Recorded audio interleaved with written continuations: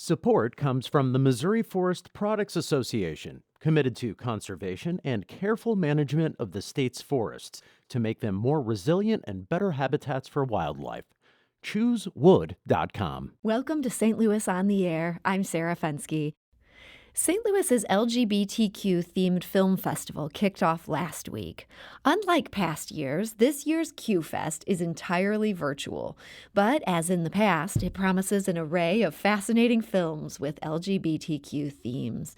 And it's going on right now if you want to catch a movie.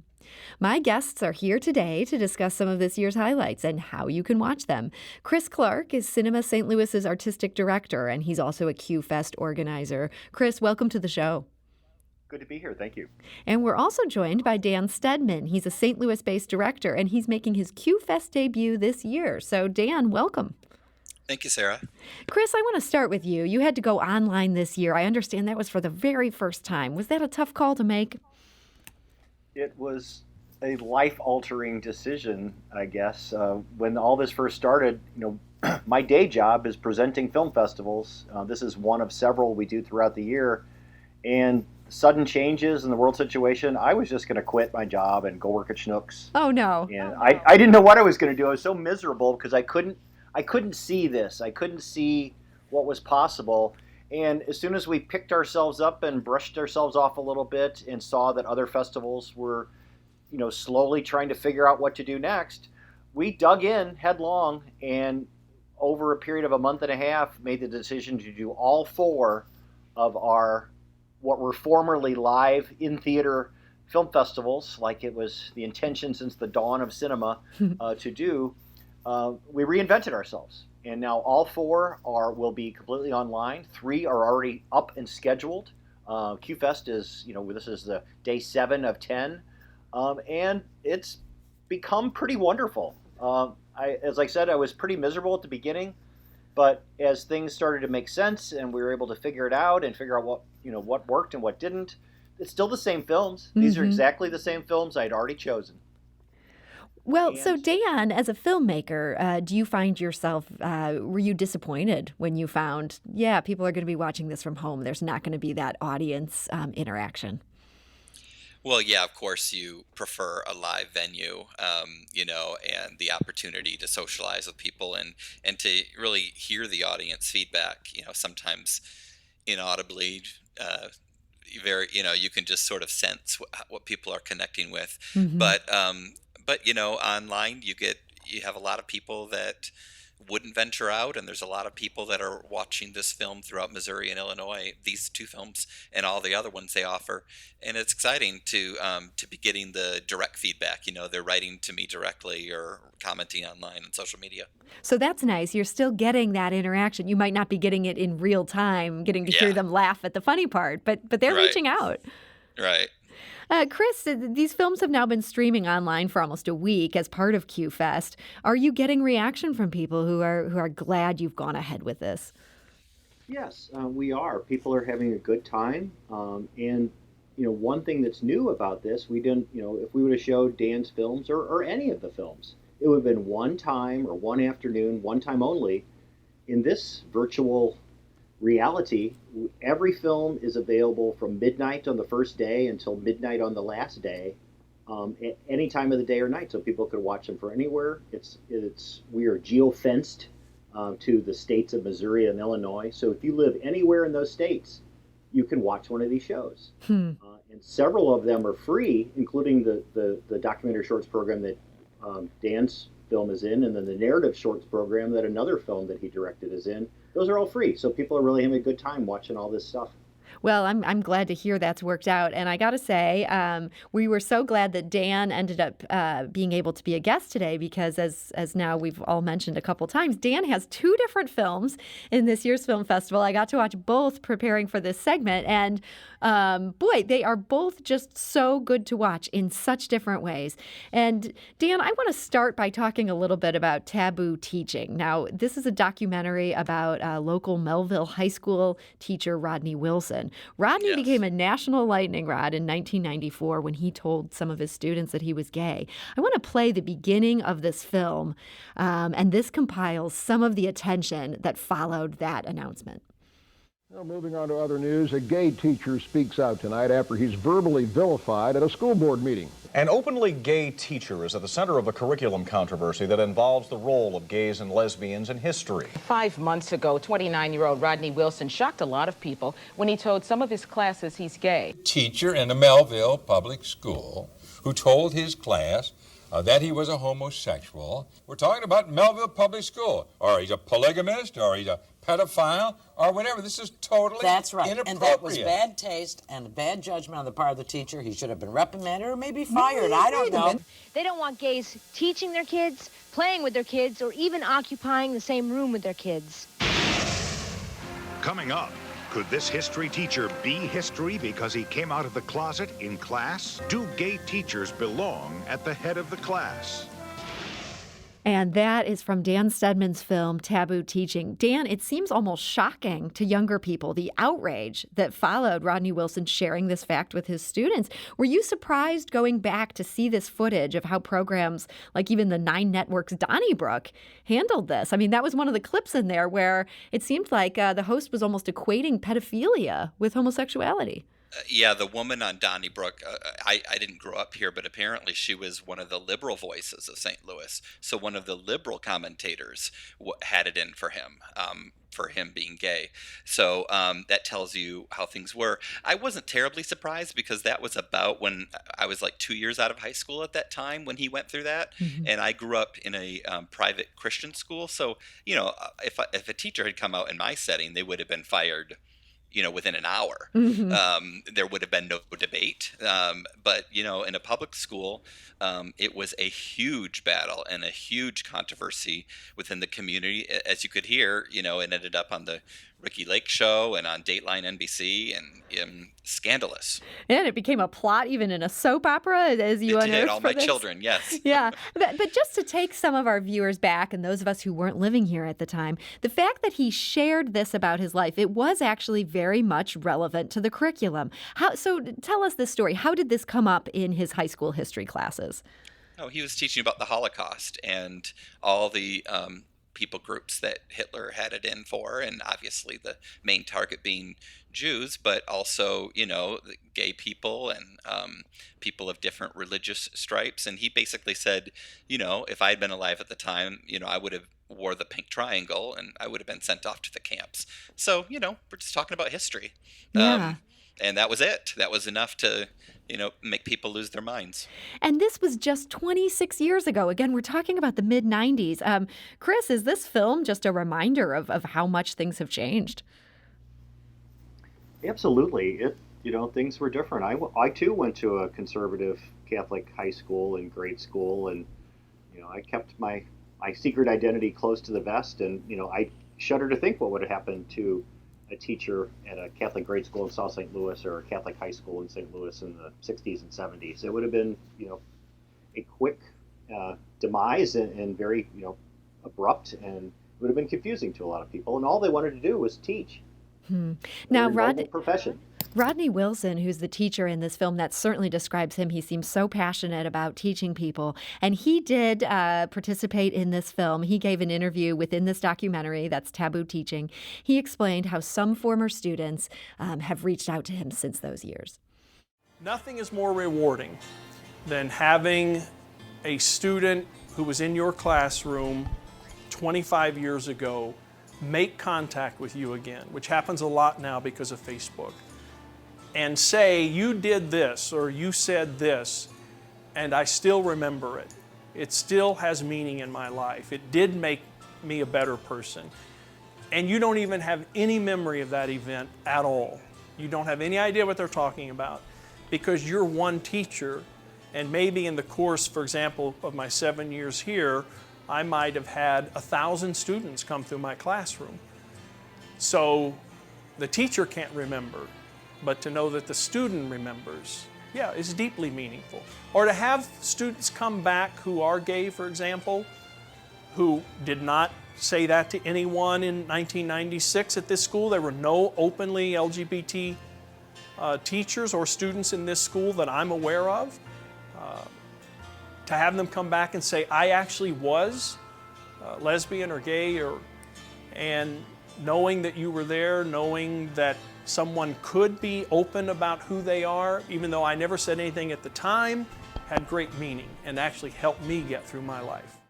And that is Rodney Wilson, the subject of the documentary Taboo Teaching, which is playing as part of QFest. And we're talking today to QFest organizer Chris Clark, who's with Cinema St. Louis. He's the artistic director there, as well as Dan Steadman. He's the filmmaker behind Taboo Teaching and a second film that we'll talk about in just a moment. But Dan, I can't let this moment pass without asking.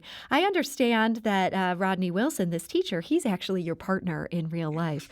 Was it hard to get him to open up about this period of his life on camera? We had to make sure he was comfortable with the way we did it, because this is not something he revisits often.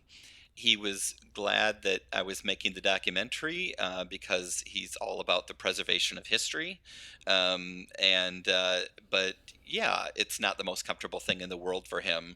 I really wanted to do this in just going through our basement, boxes and boxes of videotapes and newspapers and magazines. And the fact that he's the founder of LGBT History Month, which happens every October in America, I just kept discovering things. And I said, I think that we need to do this.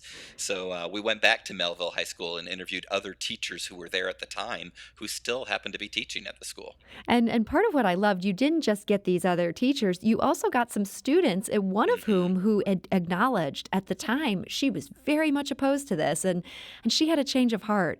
Was it hard to get her to open up on camera? No, because she's actually one of those students that reached out to Rodney and wrote him an apology a few years ago through Facebook, and just was, there was no documentary at the time. She was just reflecting on her attitude as a teenager at the time, and just knowing all she knew at the time about the world. And so she was very eager to participate, which we so appreciated. Yeah, it really makes the film to hear from these students. And while I could talk about this film for the next 20 minutes, I do want to make sure we talk about your other film, because this is just such a completely different style. It is such a fascinating film to watch. Can you explain, Dan, the concept behind Woman on the Threshold? Yeah, I was watching an old Twilight Zone from 1959 that was called One for the Angels, and it was about a man meeting the Grim Reaper, and I thought, what would this be like if this character was a woman, and what if she was grieving the loss of a woman she loved? Obviously, in the 50s, there would have been no lesbian characters in any of entertainment, maybe books, but nothing on television. And I thought, what if there was a lesbian writer on a staff that wanted to kind of introduce this without getting blocked by the network's censors? And so I wrote this in the style of the day, and it's not incredibly blatant, but she talks about the woman who died that she loved more than anyone she could possibly love, and those kinds of things, was considering ending her life over it. And that's when the Grim Reaper shows up. And the Grim Reaper is played by a young woman, Emma Grace Pepper. So along the way, she goes to a bar, and she runs into Tim Weisman and Brian Lockett's characters, and just runs into some people along the way. But it's a short about loss. But it's not in that typical gay film kind of way where it's about being gay. It really isn't at all. It's completely about the loss of love, which I think is universal and relatable to anyone. Chris, what about this film appealed to you? It was just different, and like I said, like Dan said, it reminded me of old, Twilight Zone episodes. I just like the fun accents and the wits behind the sorrow that the woman, was grieving, and they still turned it into this hybrid, sad spoof that just sort of tickled me. Yeah, Dan, you really had some fun with some of these period details, just the way they talk and those sort of mid-Atlantic accents that we always used to hear. Yes. I think for anybody who enjoyed the Twilight Zone, they've got to check out this film. And Chris, you're saying this is one of the films that people can actually check out for free. Is that correct? Yes, because I'm charming and a good fundraiser. We decided a long time ago that it was more important for us to have people see things than to try and sell everything for full price. So we do a little bit of fundraising each year to underwrite having as many programs as we can for free. So there are 4 short subject programs and then a web series which I'll throw this one at you now. The star and writer of this web series is from Chesterfield. So this year, it's like a basket of unicorns. There are 5 films in this event with connections to former St. Louisans. And the current ones, like Dan, who actually lives in Farmington. But I'm so thrilled to have these local connections finally in this event, sharing their proud queer voices. And this is a new thing. It's taken a while for these homegrown voices to become such a big part of this festival. Maybe they were always out there, or maybe they hadn't made their first films yet. Dan is a transplant, so we claim him now, but he's actually from somewhere else. But there weren't any for the first 12 years of the event, and I always wanted it. I hoped that there were, and now there's a whole bunch. So I hope there will be more. Well, it's super exciting, and there's certainly a great slate of films that people can check out. So if people want to do this, I understand they have basically a day and a half left. No, through Sunday. Through Sunday. I've got my dates wrong. Okay. Yes. So people have a little more time to do this. What would be their starting point if they want to find these free films and get started watching them? So there's going to be a couple of steps. There's going to be some work involved, but it's not very hard. So you go to our website and look at the list of films, and then they will link you out to our web portal, which is a secure space where all the films are sitting, waiting for you. And then you have to sign up for this service, and then they will show you what is the best way in your home to watch it on your laptop, or how best you can stream it to your TV. So you have to make a membership to this site. Then you can purchase thing, and then you can stream right away. You can watch it then, you could pause it, you can watch it tomorrow morning. You have 24 hours from the time you start. And this is the way we're going to be doing all of our events through the rest of the year. So we're glad people are getting their feet wet, so to speak, with QFest and getting used to how it's going to be for a while. So if you're interested in film, this is the time to figure this out. You can get in on QFest. It runs through Sunday. And Chris Clark of Cinema St. Louis and QFest, thank you so much for joining us today. Oh, thank you so much. This was fun. And filmmaker Dan Steadman, thank you for being here, and congratulations on 2 films in your first year in this festival. I appreciate it so much. Thanks, Sarah. Tomorrow on St. Louis on the Air, we'll talk with an expert at St. Louis University about the important role that new social norms can play in combating the coronavirus. We'll also talk with people on the front lines trying to enforce those norms. It's not easy. And we need your help. It's been 20 years since St. Louis's own Nelly released Country Grammar. I'm going down, baby. Your street in a Range Rover. Baby, ready to let it go. Shimmy, go up, listen to it clap. Light it up and take a puff, pass it to me now. Going down, baby. Your street in a Range Rover. Baby, ready to let it go. The album sold more than 10 million copies and achieved diamond status. We'll discuss its impact on Friday's show, and we want to hear from you. Was Country Grammar the soundtrack to your summer 20 years ago? What memories does listening to the album evoke today? Send us a voicemail with your thoughts at 314-516-6397. That's 314-516-6397. This is St. Louis on the Air on St. Louis Public Radio. That's 90.7 KWMU.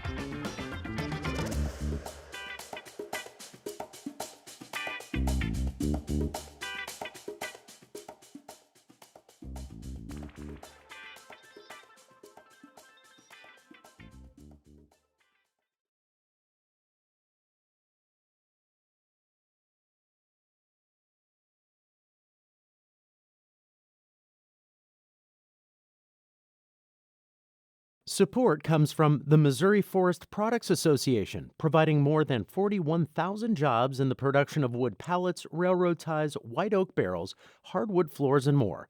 Details at choosewood.com.